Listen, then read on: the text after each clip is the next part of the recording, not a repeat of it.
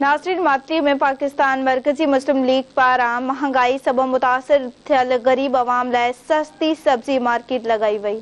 उन हवाले सां तफ़सील ॿुधाइण लाइ वीडियो लिंक ते असां सां गॾु मौजूदु आहे बाबर चांग। जी बाबर, अपडेट कजो। मातली में पाकिस्तान मरकज़ी मुस्लिम लीग पारां गरीब आवाम खे रिलीफ ॾियण लाइ बचत बाज़ार क़ाइमु कई वई आहे, जिथे जेके सब्जियूं जेके आहिनि उहे सस्ते अॻिते विकिरो कयूं पियूं वञनि। अचो त बाज़ार लॻाईंदड़नि ऐं ख़रीदारनि सां ॻाल्हि ॿोल कयूं त वधीक समय कड़ा वीचार। ये बहुत अच्छा अमल है, गरीबों के लिए बहुत अच्छा वो है, रिलीफ है। और ये है कि अगर ऐसे 2-3 बाजार और भी अच्छे हो जाएं तो आवाम को बहुत ज़्यादा फ़ायदा होगा। हुकूमत जो कम हो जो हू न करे सकी, कनि पिया, सुठी ॻाल्हि आहे। असां रेट पुछा कई आहे, बाज़ार में बहता बि ग़रीब लाइ तमामु माना इन्हनि सपोर्ट कई आहे। ऐं चवां थो अहिड़ा बाज़ार अहिड़ी शयूं जेकॾहिं लॻंदियूं रहनि त ग़रीबनि खे फ़ाइदो थींदो, सपोर्ट थींदी। महांगाई माण्हुनि जी चेल चिपी करे छॾी आहे।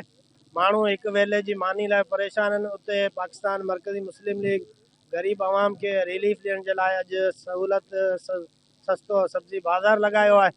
हीअ असांजो को पहिरियों बाज़ार न आहे।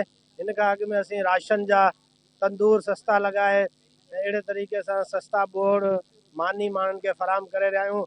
हींअर महांगाई जो जेको बम किरायो पियो वञे ऐं बार बार किरायो पियो वञे, वक़्तनि फ़वक़्तनि किरायो पियो वञे, उन में जेतिरो असां आवाम खे रिलीफ ॾेई सघूं था, असां उनखे रिलीफ ॾियण जी पूरी कोशिश करे रहिया आहियूं।